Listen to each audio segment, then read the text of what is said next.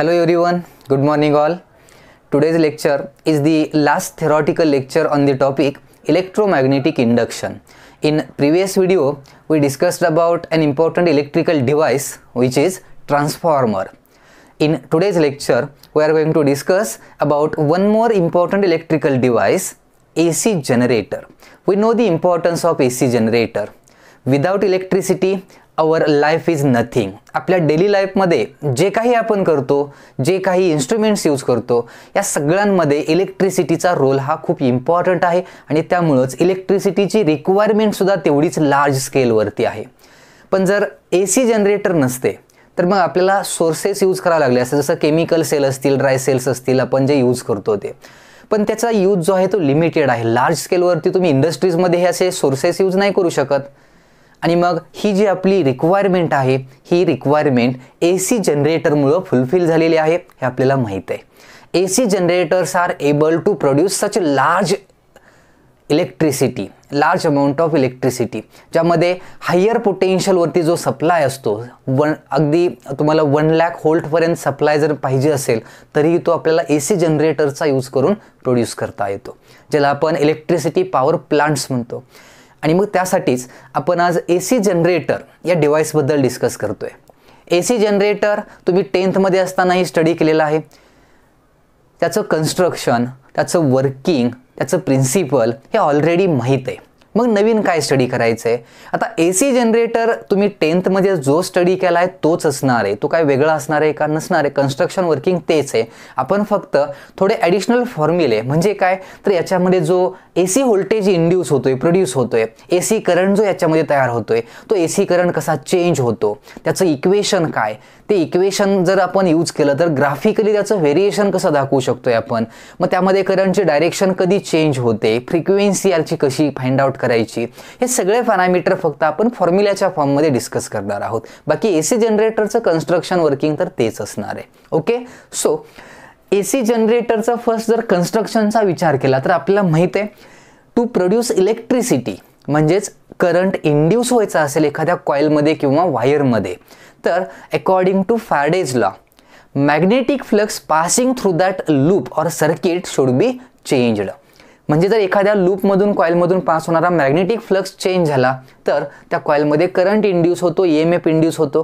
किंवा दुसरं motional EMF मध्ये आपण स्टडी केलं होतं की एखादी कंडक्टिंग वायर मॅग्नेटिक फील्डच्या लाईन्सला कट करत क्रॉस करत असेल, म्हणजे मोशनमध्ये असेल, तर त्याही वायरमध्ये EMF इंड्यूस होतो, करंट इंड्यूस होतो.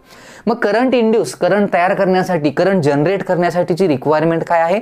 एकतर त्या सर्किटमधून, त्या लूपमधून पास होणारा फ्लक्स चेंज झाला पाहिजे. आणि मग त्यासाठीच आपल्याला फर्स्ट अरेंजमेंट अशी पाहिजे की तिथं मॅग्नेटिक फील्ड पाहिजे, मॅग्नेटिक फील्डच्या लाईन्स पाहिजेत. And for that purpose we used here two strong magnetic poles. यामध्ये मॅक्झिमम लार्ज स्ट्रेंथ मॅग्नेटिक फील्डची पाहिजे असेल तर इलेक्ट्रोमॅग्नेटिकचे पोल्स यूज केले जातील. कारण असे बल्की डिव्हाइस होण्याच्या ऐवजी जर इलेक्ट्रोमॅग्नेट्स यूज केले तर ते स्मॉल साईज नसतील पण स्ट्रॉंग मॅग्नेटिक फील्ड इंड्यूस करतील. So these are the two magnetic poles and we know in between these two poles a uniform magnetic field will be produced. Direction of magnetic field is from north pole to south pole. म्हणजे या north pole to south pole अशी इथं या दोघांच्या मध्ये, दोन पोलच्या मध्ये मॅग्नेटिक फील्ड तयार झालेली आहे. लक्षात आलं? आणि मग या मॅग्नेटिक फील्डमध्ये suppose this is the direction of magnetic field in between the two poles B bar. Magnetic फील्डच्या लाईन्स आहेत. या मॅग्नेटिक दोन पोलच्या मध्ये जी मॅग्नेटिक फील्ड इंड्यूस झाले, we placed here a rectangular coil in this magnetic field. या magnetic फील्डमध्ये आपण एक रेक्टँग्युलर कॉइल प्लेस केली. आता कॉइलचे अरेंजमेंट वगैरे तुम्हाला माहित आहे सगळे हे.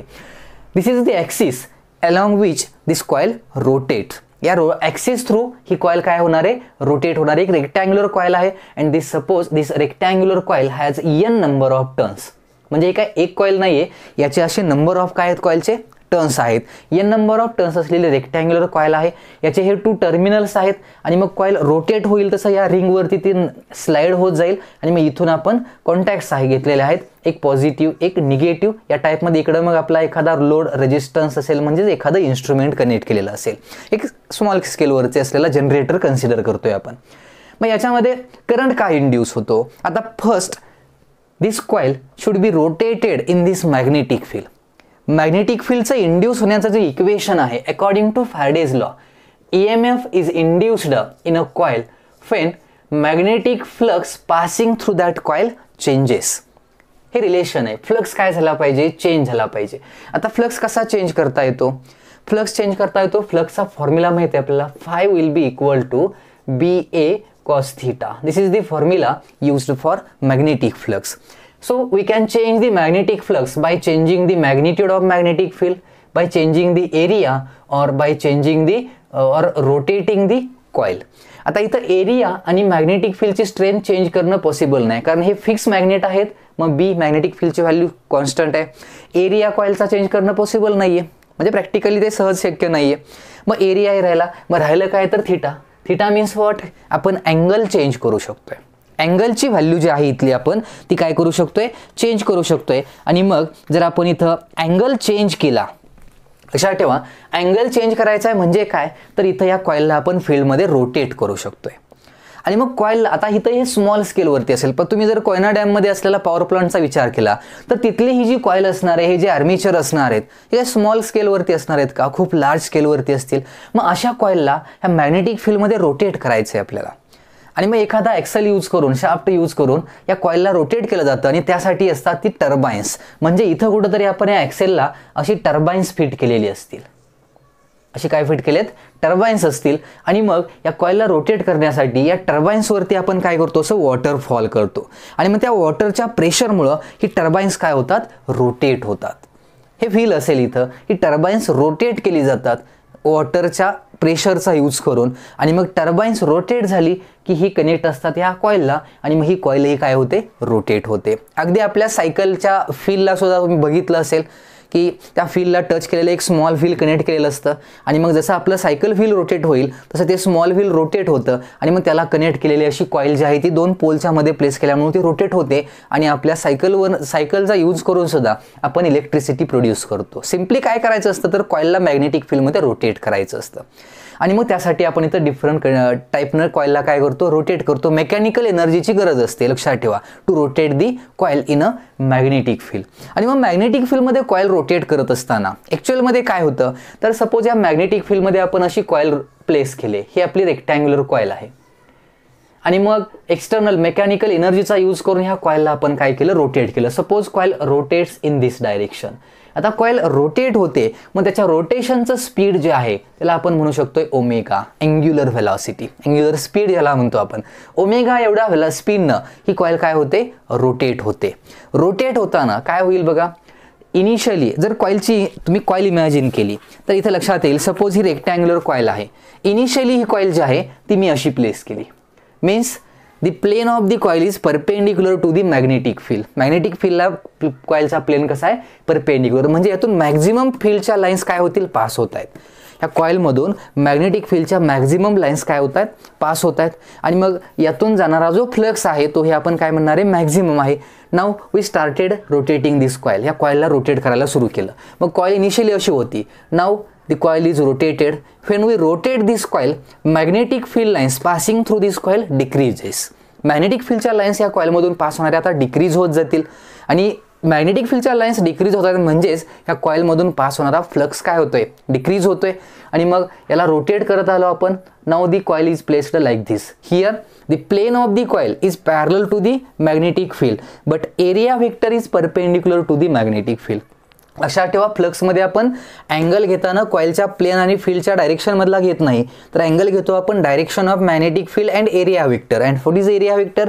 Area vector is the perpendicular drawn to the surface of coil. ज्या कॉइलच्या प्लेनला ड्रॉ केलेला परपेंडिक्युलर असतो याला एरिया व्हेक्टर म्हणतो आपण. आणि मग कॉइल रोटेट केली की हा एरिया व्हेक्टर हे काय होतो, रोटेट होतो. आणि मग मॅग्नेटिक फील्डमध्ये ह्या कॉइलला आपण रोटेट केल्यामुळं या कॉइलमधून पास होणारा मॅग्नेटिक फ्लक्स काय होणार आहे, चेंज होणार आहे. आणि मग according to Faraday's law, whenever there is change in magnetic flux associated with a loop किंवा circuit, EMF is induced or current is induced in the coil. एवढं सिंपल कन्सेप्ट म्हणजे ह्या कॉइलमध्ये करंट इंड्यूस होतो. आता तो कोणत्या डायरेक्शनने इंड्यूस होतो, किती इंड्यूस होतो, EMFचा फॉर्म्युला काय, हे आपण फॅरेडेज लॉमध्ये बघितलं. आणि डायरेक्शन लेन्झ लॉवरून कळते सुद्धा आपल्याला. मग इथं जो इंड्यूस झालेला EMF आहे तोच आपल्याला आता काय करायचं आहे, कॅल्क्युलेट करायचा आहे. सिंपल वेनं कॅल्क्युलेट करू शकतो. कसा? Change in magnetic flux induces EMF. So we can use here Faraday's law. हा फॅरेडेज लॉ यूज करतोय आपण इथं. मग फॅरेडेज लॉमध्ये Now see, according to Faraday's law, change in magnetic flux associated with a coil induces EMF in the coil. या coil मध्ये एक imaginary EMF म्हणजे व्होल्टेज तयार होतं. E लाच आपण व्होल्टेज असं म्हणतो इथं. आणि मग इथला फ्लक्स काय, ते flux passing through this coil phi will be equal to magnetic flux passing through this coil will be equal to BA cos theta. This is the magnetic flux passing through this coil, but this is the flux passing through the single turn of coil. Coil चा एका turn मधून pass होणारा हा flux आहे, but coil has n number of turns, so the total flux passing through this coil, total magnetic flux passing through this coil will be equal to NBA cos theta, where theta is the angle between direction of magnetic field and area vector. Coil नाही म्हणत मी, area vector. Area vector म्हणजे कॉइलचा perpendicular असणारा, त्याला काय म्हणतो आपण, area vector. आणि मग कॉइल रोटेट झाली की हा एरिया वेक्टर हे काय होतो, रोटेट होतो, त्यांच्यातला हा अँगल झाला. And this is the flux passing through this coil. मग इथं चेंज काय होतं, ह्या टर्म्स कॉन्स्टंट आहेत, लक्षात ठेवा. नंबर ऑफ टर्न्स, मॅग्नेटिक फील्डची स्ट्रेंथ आणि एरिया कॉइलचा कॉन्स्टंट आहे. Here because of the rotation of coil theta changes. Theta काय होतोय, चेंज होतोय. थिटाची व्हॅल्यू जशी चेंज होईल तसा हा फ्लक्स चेंज होईल. And this change in magnetic flux produces और induces EMF in the coil. मग व्हॅल्यू पुट करा इथं, E equal to minus d/dt. फायची व्हॅल्यू काय, NBA cos थीटा. हा फॉर्म्युला झाला. आता यामध्ये व्हॅल्यू पुट करताना आणखी कंडिशन अशी आहे, इथं सांगतो मी. Theta is what, theta is the angular displacement of coil. थीटाचं मिनिंग लक्षात ठेवा. हे थीटा जे आहे ही म्हणजे काय, तर किती अँगलनं कॉइल आपण रोटेट करतोय. मग theta is nothing but the angular displacement of the coil. And we can write this theta will be equal to omega t. velocity into time is nothing but displacement. Angular displacement, angular speed, time. लक्षात आलं काय सांगतोय, थीटाच्या ऐवजी आपण काय लिहू शकतोय, omega t असंही लिहू शकतोय. So we can write this magnetic flux as NBA cos omega t also. cos omega t असंही लिहू शकतोय आपण. फिर omega t stands for theta and theta is the angular displacement of coil. कॉइलची angular displacement आली. आणि मग इथं जर व्हॅल्यू पुट केली आपण, या इक्वेशन मध्ये यूज करतो मी.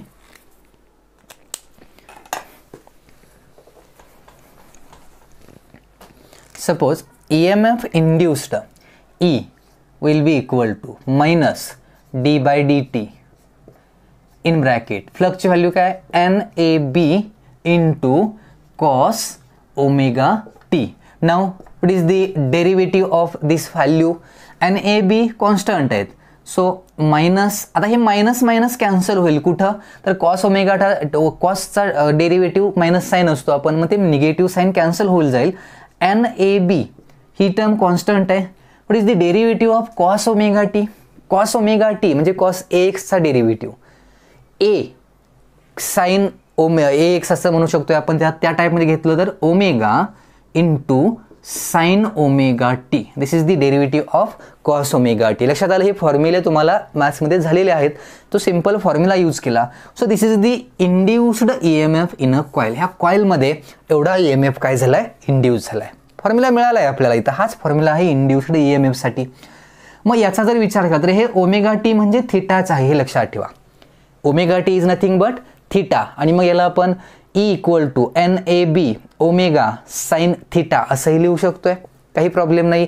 पण शक्यतो ओमेगा टी मध्ये इक्वेशन असतं हे. आणि मग आपल्याला इथं काय मिळतोय, EMFचं इक्वेशन मिळतंय. This amount of EMF will be induced in the coil. कॉइलमध्ये एवढा EMF काय होतोय, इंड्यूस होतोय. मग यामध्ये हा जो E आहे हा कॉन्स्टंट आहे की व्हेरिएबल आहे, सांगा. चेंज होतोय का कॉन्स्टंट आहे, कसा असेल हा, चेंज होणारा आहे. Because here omega t changes. जसं टाइम इन्क्रीज होईल तसं या E ची व्हॅल्यू म्हणजे EMF changes with respect to time. जसा टाइम इन्क्रीज होईल तसं थीटाची व्हॅल्यू चेंज होत जाईल. आणि त्याच रेशोमध्ये इंड्युस्ड EMF ची व्हॅल्यू म्हणजे इंड्युस्ड व्होल्टेजची व्हॅल्यू सुद्धा काय होईल, चेंज होत राहील. मग इथं आपण याला AC हा वर्ड काय यूज केला आहे तर अल्टरनेटिंग करंट म्हणतो आपण याला. Alternating means it's polarity changes, म्हणजे ह्या EMFची या व्होल्टेजची पोलॅरिटी सारखी चेंज होते. का चेंज होते? आपण काय सांगतो, करंट जो फ्लो होतोय तो पॉझिटिव्ह टू निगेटिव्ह डायरेक्शननं फ्लो होत असतो, means higher potential to lower potential. पण आपल्याला माहित आहे when this coil rotates in a magnetic field, ही कॉइल मॅग्नेटिक फील्डमध्ये रोटेट होत असताना ॲक्च्युली कन्सेप्ट कशी आहे बघा. इनिशियली सपोज मी कॉइलला असं प्लेस केलं आहे, मॅग्नेटिक फील्डची डायरेक्शन इकडे आहे, this is the direction of magnetic field. कॉइलला मी सुरुवातीला असं प्लेस केलं आहे. Here area vector of coil is perpendicular to the direction of magnetic field. आता इथं डायरेक्शन मॅग्नेटिक फील्डच्या डायरेक्शनला एरिया वेक्टर कसा आहे, परपेंडिक्युलर आहे. आणि मग इथून तो स्टार्ट होईल रोटेट व्हायला. कॉइल काय होते इथं रोटेट व्हायला स्टार्ट होते. आणि मग ही कॉइल जशी रोटेट होईल तसं ओमेगा टीची व्हॅल्यू काय होत जाईल, चेंज होत जाईल. मग ओमेगा टीची व्हॅल्यू किती अँगलमध्ये चेंज होऊ शकते? Here theta changes in between 0 degree to 360 degree. Coil rotate होते ना, मग ही अँगलची व्हॅल्यू आहे ती 0 टू 360 मध्ये काय होणार, चेंज होणार.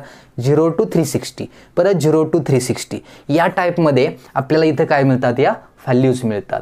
आणि मग जसा फ्लक्स चेंज होईल म्हणजेच या EMFची व्हॅल्यू काय होत जाते, चेंज होत जाते.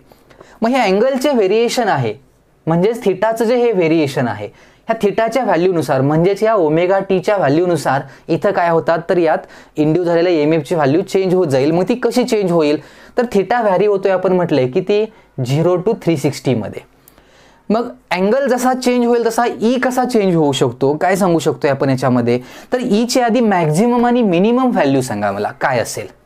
ची मॅक्झिमम व्हॅल्यू किती असेल? ची maximum value induced EMF maximum म्हणजे इथं फक्त हे चेंज होतं, ह्या सगळ्या टर्म्स कॉन्स्टंट आहेत. NAB these terms are constant terms. NAB omega these are the constant terms. मग ह्या कॉन्स्टंट टर्म असतील तर साइन ओमेगा टीची व्हॅल्यू फक्त काय होते, चेंज होते. मग साइनची मॅक्झिमम व्हॅल्यू कधी आणि मिनिमम व्हॅल्यू कधी? साइनची मॅक्झिमम व्हॅल्यू 1 असते, साइनची मिनिमम व्हॅल्यू -1 असते. Maximum 1 minimum -1. मग मॅक्झिमम 1 कधी असेल? When the angle will be 90 degree. Angle किती असेल, 90 डिग्री असेल त्यावेळी मॅक्झिमम असेल. आणि मिनिमम कधी? When the angle is 270 degree. कारण याला व्हॅल्यू काय असते तर -1 असते, आपल्याला माहिती आहे. सॉरी -1 कितीला व्हॅल्यू असते बघा साईनमध्ये? 0ला 0, 90ला 1, परत 180ला 0 आणि 270ला -1. येस, 270ला परत काय होते व्हॅल्यू, -1 होते. म्हणजे अँगल ज्यावेळी 270 असेल त्यावेळी व्हॅल्यू जी आहे ती -1 असेल म्हणजे मिनिमम असेल. आणि अँगल ज्यावेळी मॅक्झिमम असेल म्हणजेच 90 डिग्री असेल त्यावेळी EMFची व्हॅल्यू काय असेल, मॅक्झिमम असेल. म्हणजे इथं इफ आपण असं म्हणू शकतोय, if omega t means theta equal to 90 degree, याची व्हॅल्यू काय असेल, 90 डिग्री असेल, then sine theta will be equal to 1. Sine थीटाची व्हॅल्यू काय असेल, 1 असेल. आणि मग ही व्हॅल्यू 1 असेल तर आपण काय सांगू शकतोय, विल बी मॅक्झिमम. ची व्हॅल्यू काय असेल, मॅक्झिमम असेल. आणि मग ती मॅक्झिमम व्हॅल्यू किती तर NAB ओमेगा. आणि या मॅक्झिमम व्हॅल्यूला आपण सिम्बॉल यूज करूया E0. या मॅक्झिमम व्हॅल्यूला काय सिम्बॉल यूज केलं आपण, E0 हे सिम्बॉल यूज केलं. याला पीक व्हॅल्यू म्हणायचं. EMFची ही कसली व्हॅल्यू असते, पीक व्हॅल्यू असते, म्हणजे मॅक्झिमम व्होल्टेज असतं. या सर्किटमध्ये या कॉइलमध्ये इंड्यूस झालेलं हे मॅक्झिमम व्होल्टेज असतं, ज्याला काय म्हटलंय आपण, पीक व्हॅल्यू म्हटलंय. त्याचा फॉर्म्युला हे सांगितला मी, त्याला सिम्बॉल यूज करा E0. आणि मिनिमम कधी असेल, 270 डिग्री अँगल असताना. मग त्याची व्हॅल्यू काय असेल तर -E0 असेल, म्हणजे -NAB ओमेगा असेल, कारण तिथं साइन थिटाची व्हॅल्यू -1 असते. मग याचं जे व्हेरिएशन आहे, जशी कॉइल चेंज होईल, अँगल चेंज होईल, तसं इथं या इंड्यूस्ड EMFची व्हॅल्यू काय होत जाते, चेंज होत जाते. आणि मग याची बेस्ट वे आहे आपण ग्राफिकली याचा काय करणं, ड्रॉ करणं. म्हणजे EMF वर्सेस टाइम जर आपण ड्रॉ केला किंवा थिटाची व्हॅल्यू ड्रॉ केली, EMF वर्सेस थिटा किंवा टाइम म्हणू शकतोय आपण त्याला, तर ती व्हॅल्यूज कशा चेंज होतात बघा. सपोज जर ग्राफिकल याचं रिलेशन घ्यायला गेलो आपण, इकडं आपण y ॲक्सिसला this is our y axis. Consider करा ही this axis represents induced EMF. मग इकडं पॉझिटिव्ह असेल, इकडं निगेटिव्ह असेल, हा ओरिजिन झाला. This axis represents omega t or theta. Omega टीलाच काय म्हणतोय आपण, अँग्युलर डिस्प्लेसमेंट थिटा म्हणतोय.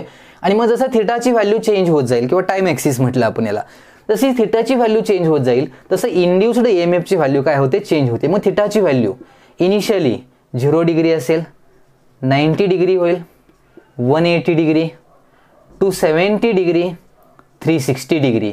म्हणजे परत या 0च्या कंडिशनला आली कॉईल. एक रोटेशन कॉईलचं काय झालं, कंप्लीट झालं. In the one rotation of coil how the EMF changes. EMF कसा चेंज होतो याचं लक्षात ठेवा. Initially suppose at this point हे अँगल्स आहेत, सपोज कन्सिडर करूया आपण. These are the angles. Okay, हा 0 अँगल झाला. इथं काय झाला, हा 90, इथं 180, दिस इज 270 आणि हा अँगल झाला आपला 360. लक्षात आलं. आता हे अँगल चेंज होत असताना बघा काय होईल, इथं 0 आहे. अँगल 0 असताना ईची व्हॅल्यू किती येईल, तर 0 येईल. Because sine 0 is 0. साइन 0ची व्हॅल्यू म्हणजे साइन ओमेगा टी 0 झालं ना. मग साइन 0ची व्हॅल्यू 0, इंड्युस्ड EMF इज 0. इथं व्हॅल्यू काय आली, EMFची 0 आली, व्हेन द अँगल इज 0. आता अँगल आहे 90 म्हणजे π/2 ज्याला म्हणतो आपण. Sine 90 will be 1, so the induced EMF is maximum. मग EMF इथून 90 जसा अँगल इन्क्रीज होत जाईल तसं इंड्युस्ड EMFची व्हॅल्यू काय होत जाते, इन्क्रीज होत जाते आणि ती मॅक्झिमम असते when the angle is 90 degree. मग या मॅक्झिमम व्हॅल्यूला आपण आता सिम्बॉल पण घेतले ना, इथे काय सिम्बॉल यूज केलं होतं, E0. This is the maximum EMF और peak value of EMF induced in the coil. मग एवढा मॅक्झिमम EMF काय झाला, इंड्यूस झाला. कधी मॅक्झिमम आहे, 90ला. 0 कधी होता, अँगल 0 असताना. आता अँगल परत इन्क्रीज होत जाणार आहे, 90ला आला, 0ला 0 असताना, 90 डिग्री असताना E0 आहे. Now it started decreasing. आता परत अँगल इन्क्रीज होईल तसं याची व्हॅल्यू काय होत जाते, डिक्रीज होत जाते. म्हणजे इथं EMFची व्हॅल्यू काय होत जाते, डिक्रीज होत जाते. आणि 180ला we know that sine 180 will be equal to 0. Sine 180ची व्हॅल्यू काय असते, 0 असते. आणि मग साइन 180 0 आलं म्हणजे EMFची व्हॅल्यू परत 0 आली. Sine 180 0, so E will be equal to 0. आता EMFची व्हॅल्यू परत 0 झाली. काय झालं बघा, ही हाफ सायकल झाली फक्त. कॉईल 180 डिग्रीनं रोटेट झाले. कंप्लीट रोटेशन नाही, हाफ रोटेशन झाले. या हाफ रोटेशनमध्ये EMFची व्हॅल्यू इन्क्रीज झाले, मॅक्झिमम झाले आणि परत डिक्रीज झाले, 0ला आले. म्हणजे एका डायरेक्शननं सपोज जर आपण एखादं सर्किट इथं कन्सिडर केलं, एक सिंपल सर्किट कन्सिडर करा. या सर्किटमध्ये हा आपला AC सोर्स आहे, हे जे जनरेटर आहे ते हे आपलं जनरेटर आणि त्याच्या अक्रॉस एक इन्स्ट्रुमेंट कनेक्ट केला आपण, रेजिस्टन्स कन्सिडर करा. तर या सर्किटमधून करंट जो आहे तो या डायरेक्शननं सपोज आता पास होतोय, इकडं असा करंट पास होतोय. कुणामुळं, या इंड्यूस झालेल्या EMFमुळं. मग करंट EMF जसा चेंज होईल तसा करंटही चेंज होणार आहे. So current started in passing in this direction. Suppose clockwise डायरेक्शननं करंट काय होतोय, पास होतोय. ती ही cycle. Now again coil start rotating. आता अँगल किती होईल, 270 होईल. सो फॉर थिटाची व्हॅल्यू 270 असेल तर अँगल साइन 270ची व्हॅल्यू काय, -1. So E will B -E0. मग इकडं काय होती, व्हॅल्यू इन्क्रीज होते. So here E will start increasing and this maximum but negative maximum value will be, this is our -E0. हे E0 तर ही काय झालं, -E0. म्हणजे आता EMF परत काय झाला, इंड्यूस झालाय, इन्क्रीजही होतोय अपोजिट डायरेक्शननं. इथं पॉझिटिव्ह डायरेक्शननं, आता अपोजिट डायरेक्शन. म्हणजेच आपण जे सांगतो कंडिशन्स असतात, फ्लक्स सुरुवातीला डिक्रीज होतोय, परत इन्क्रीज होतोय आणि मग इंड्युस्ड EMFची डायरेक्शन ही अपोजिट झाली. म्हणजे आता दुसऱ्या हाफ सायकलला करंट याच्याबरोबर अपोजिट डायरेक्शननं फ्लो होतोय. नाव the current in the circuit will be anti clockwise. मगाशी कसा होता, क्लॉकवाईज. आता कसा आहे तो, अँटी क्लॉकवाईज आहे. म्हणजे आता अपोजिट डायरेक्शननं फ्लो होतोय. ही क्लॉकवाईज झाली, आता अँटी क्लॉकवाईज. आणि मग लास्टला 360 अँगल होईल. साइन 360 व्हॅल्यू 0 होते म्हणजे इंड्युस्ड EMFची व्हॅल्यू परत काय झाली, 0 झाली. म्हणजे या फॉर्ममध्ये हा इंड्युस्ड EMF जो आहे सर्किटमध्ये, तो इंड्युस्ड EMF काय होतोय, चेंज होतोय. ही साइन वेव्ह आहे आपल्याला माहिती आहे. So in this way the induced EMF in the coil changes in 1 cycle. हे ड्युरेशन जे आहे ते ओव्हर 1 सायकल आहे. एक सायकल कंप्लीट झाली म्हणजे कॉईलचं एक रोटेशन कंप्लीट झालं. आणि मग या एका रोटेशनमध्ये करंट हाफ सायकलला क्लॉकवाईज फ्लो झाला, अँटी क्लॉकवाईज राहिलेल्या हाफ सायकलला फ्लो झाला. याचा अर्थ एक रोटेशन होईपर्यंत सोर्स त्याची पोलॅरिटी काय करतोय, चेंज करतोय. सोर्सची पोलॅरिटी काय झाली, चेंज झाली. करंट एकदा इकडं फ्लो झाला, परत इकडं फ्लो झाला आणि याच्या सोर्सची पोलॅरिटी चेंज होत असते. म्हणूनच याला म्हणतो आपण alternating current. AC source alternating current का, त्याची पोलॅरिटी अल्टर होत असते प्रत्येक सायकलला आणि म्हणून त्याला काय म्हटलंय आपण, अल्टरनेटिंग करंट. तुम्ही म्हणाल की मग करंट इकडे एकदा फ्लो झाला तर मग त्याचा यूज काय, फॅन इकडे एकदा फिरेल आणि इकडे एकदा फिरेल, तसं नाहीये. त्याला तुम्ही DC मध्ये कन्वर्ट करता. DC म्हणजे युनिडायरेक्शनल करंट. हा युनिडायरेक्शनल करंट नाही, एकाच डायरेक्शननं फ्लो होणारा हा करंट आहे का, नाहीये. एकदा इकडं फ्लो होतो, एकदा इकडं फ्लो होतो. पण DC कन्व्हर्जन केल्यानंतर तो युनिडायरेक्शनल बनवला जातो. म्हणजे काय केलं जातं, तर याची जी रिव्हर्स सायकल आहे, अपोजिट पासवाले सायकल, ही रेक्टिफाय करून त्याच डायरेक्शननं फ्लो केली जाते आणि त्यासाठी कम्युटेटर असतात. तो पार्ट घेण्याची गरज नाही. किंवा कम्युटेटर म्हणजे काय, तर ते स्विचेस असतात आणि मग हे रोटेशन होत असताना ती स्विचेस शिफ्ट होतात म्हणजे काय, तर इकडं क्लॉकवाईज असताना हा करंट पास झाला, नंतर रोटेशन हाफ रोटेशन पुढच्या सायकलला लगेच ते स्विचेस आहे ते शिफ्ट होतात आणि करंट जो आहे इंड्यूस झालेला त्याला त्याच डायरेक्शननं पास केलं जातं. स्विचेस फक्त शिफ्ट केले जातात. म्हणजे करंट, जेणेकरून त्या सर्किटमधला करंट जो आहे तो एकाच डायरेक्शननं फ्लो होईल. हे आपण सेमीकंडक्टर डिव्हायसेसमध्ये रेक्टिफायर जे डिव्हाइस, हाफ वेव्ह रेक्टिफायर आणि फुल वेव्ह रेक्टिफायर, या पार्टमध्ये आपण याला व्यवस्थित स्टडी करणार आहोत. ते तिथं समजेलही. आणि मग ही जी सायकल आहे, म्हणजे इथं आपली जी हाफ सायकल असते, आपला हा जो बाय डायरेक्शनल करंट आहे, दोन्ही डायरेक्शननं फ्लो होणारा हा जो करंट आहे किंवा EMF आहे, याला काय केलं जातं, ही जी रिव्हर्स सायकल आहे, ही रिव्हर्स सायकल त्याच डायरेक्शननं पास केली जाते, म्हणजे सेम डायरेक्शननं.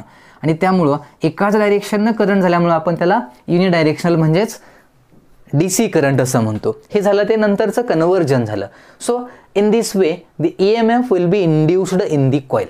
कॉईलमध्ये असा हा काय होतो, EMF इंड्यूस होतो. आणि इथं विचार करा, मग इंड्युस्ड EMF साठी जर इक्वेशन लिहायचं असेल आपल्याला, आता आपल्याला काय लिहायचं, इंड्युस्ड EMF साठी इक्वेशन. सो E0चं मिनिंग लक्षात आलं. E0 is the maximum EMF और maximum voltage induced in the coil. कॉईलमध्ये इंड्यूस झालेलं मॅक्झिमम व्होल्टेज किती आहे, E0 आहे. मग NAB ओमेगाच्या ऐवजी आपण जर E0 यूज केलं तर हा इक्वेशन लिहू शकतोय आपण. NAB ओमेगा याच्याऐवजी काय यूज केलं, E0, आणि राहिलेली व्हॅल्यू साइन थीटा किंवा साइन ओमेगा टी असंही लिहू शकतोय. साइन थीटा किंवा काय, sine omega t. Fair omega is equal to 2πf. हा महत्त्वाचा फॉर्म्युला लक्षात ठेवा. Fair omega is equal to 2πf. F stands for frequency of revolution.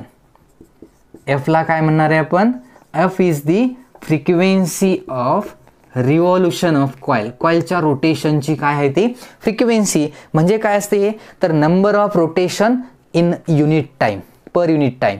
म्हणजे नंबर ऑफ रिव्हॉल्युशन और number of rotation of coil per unit time is the frequency of revolution of the coil.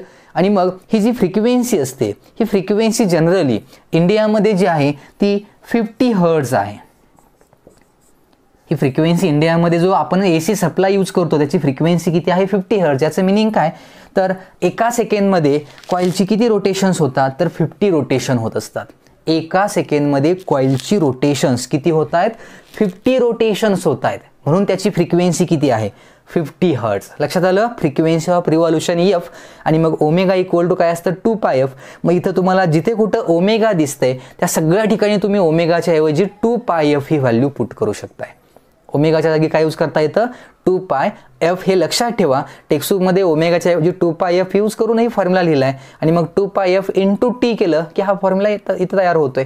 Simple equation आहे. And this is the equation of EMF, AC voltage induced in a generator. जनरेटरमध्ये induce झालेल्या AC व्होल्टेजचं हे काय आहे, equation आहे. मग इथं थिटाच्या ऐवजी आपण ओमेगा टी लिहू शकतोय किंवा यात ओमेगाच्या जागी 2πf असंही लिहू शकतोय. मग इक्वेशन काय तयार होईल, E will be equal to E0 sine ओमेगाच्या ऐवजी काय लिहायचं आपल्याला, 2πf इंटू टी असंही लिहू शकतो तुम्ही इथं, किंवा फ्लक्स लिहायचा असेल तरी फ्लक्सच्या फॉर्म्युला सुद्धा तुम्ही ओमेगाच्या ऐवजी 2πf यूज करू शकताय. लक्षात आलं? त्या टाईपमध्ये हा EMF इंड्यूस होतोय आणि तो या फॉर्ममध्ये चेंज होतो. आता AC जनरेटर हा सेक्शन जो आहे, म्हणजे AC जनरेटर ॲक्च्युली जो आहे तो फॅरेडेज लॉवरती डिपेंड आहे म्हणून तो इथं दिलेला आहे. पण AC सर्किट आपला नेक्स्ट टॉपिक जो आहे त्या टॉपिकसाठी हे आर्टिकल इम्पॉर्टंट आहे म्हणून मी लास्टला घेतलंय. तुम्ही बघितलं तसं टेक्स्टबुकमध्ये हे आर्टिकल लास्टला नाही आहे, पण आपल्याला आता नेक्स्ट टॉपिक जो असणार आहे आपला AC सर्किट्स, त्या AC सर्किटमध्ये ह्या AC जनरेटरमध्ये इंड्यूस झालेली हे EMFचं जे इक्वेशन आहे हे इक्वेशन घेऊन आपल्याला स्टार्ट करायचं आहे. कारण इथं जर तुम्ही एका टोटल EMF और नेट EMF इंड्यूस्ड ओव्हर 1 सायकलचा विचार केला तर किती असेल बघा. इथं EMF किती आहे? 0 आहे. प्लस इथं EMF किती आहे? E0 आहे. प्लस इथं 0 आहे. प्लस इथं किती आहे? -E0 आहे. परत किती आहे? 0 आहे. मग नेट EMF किती झाला? 0च झाला. नेट EMF 0 येते. Net EMF induced over 1 cycle will be 0. असं पॉसिबल आहे का? मग 0 EMF तर त्याचा यूज काय? पण ॲक्च्युली करंट तर फ्लो होतोय, फक्त नेट EMF प्रॅक्टिकली आपण जर बघायला गेलो तर तो 0 येतो. सो याच रिझनसाठी आपण नेट EMF जो घेणार आहे त्या EMFला root mean square value RMS value of induced EMF असं म्हणणार आहे. आणि मग करंटची डिफरंट इक्वेशन्स हे आपण त्या AC सर्किट टॉपिकमध्ये डिराईव्ह करणार आहोत. AC सर्किटचं आर्टिकल आपण या इक्वेशनवरून या इक्वेशनचा यूज करून स्टार्ट करतोय. AC सर्किट नेक्स्ट टॉपिकमध्ये हे इक्वेशन घेणार आहे मी सुरुवातीच्या पहिल्या लेक्चरमध्ये. हा आपला इक्वेशनचा पहिला पॉईंट. आणि मग या इक्वेशनला घेऊन या AC व्होल्टेजला घेऊन तो कसा चेंज होतो, मग याची RMS व्हॅल्यू काय असते, पीक व्हॅल्यू काय असते, ती कशी कॅल्क्युलेट करायची, आणि मग या सर्किटमध्ये इंड्यूस झालेल्या करंटचं इक्वेशन कसं, आणि मग AC करंटचा यूज करून डिफरंट सर्किट्स आपण स्टडी करणार आहोत, ज्यामध्ये AC सर्किटमध्ये रेजिस्टर असेल, इंडक्टर असेल, कॅपॅसिटर असेल, अशी डिफरंट सर्किट्स आणि त्याच्याशी रिलेटेड ज्या कन्सेप्ट आहेत त्या आपल्या असणार आहेत नेक्स्ट टॉपिकमध्ये. लक्षात आलं? टेक्स्टमध्ये आणखी एक कन्सेप्ट दिले की इथं याच्यावरती टॉर्क अप्लाय होतो असं म्हटलंय. बॅक EMF किंवा टॉर्क साहजिक आहे. When A rectangular coil rotates in a magnetic field it experiences A torque. Magnetic फील्डमध्ये कॉइल जर रोटेट होत असेल तर त्याच्यावरती काय अप्लाय होतो? टॉर्क अप्लाय होतो. आणि मग टॉर्क अप्लाय झाल्यामुळं ती कॉइल रोटेट होत नाही, अपोजिट टॉर्कही अप्लाय होऊ शकतो. आणि मग तो जो टॉर्क अप्लाय होतोय तोच टॉर्क कॅन्सल करण्यासाठी आपल्याला इथे एक्सटर्नल फोर्स अप्लाय करावा लागतो. मेकॅनिकल एनर्जी यूज करतो आपण to rotate the coil against the torque. Back EMF जो असतो तो बॅक EMF इथं आपण कन्सिडर करत नाही. यातला बॅक EMF कॉइलमध्ये बॅक EMF इंड्यूस आपल्याला माहिती आहे. When magnetic flux passing through the coil changes then and EMF is induced in the coil. आता या टाईपमध्ये आपण याला विचार करणार नाही आहे, तर लक्षात ठेवा फक्त थेरॉटिकल कन्सेप्ट होती ती बॅक EMFची कन्सेप्ट किंवा याच्यावरती अप्लाय झालेला टॉर्क जो आहे तो. लक्षात आलं? So in this way AC generator induces और प्रोड्यूसेस AC व्होल्टेज आणि त्याचं इक्वेशन लक्षात ठेवा. E = E0 sin ωt और sin थीटा. फिर E0 is the maximum induced voltage in the coil, ज्याला आपण पीक व्हॅल्यू ऑफ EMF असंही म्हणणार आहे. आणि मग या इक्वेशनचा यूज करून आपल्याला स्टडी करायचा आहे आपला नेक्स्ट टॉपिक.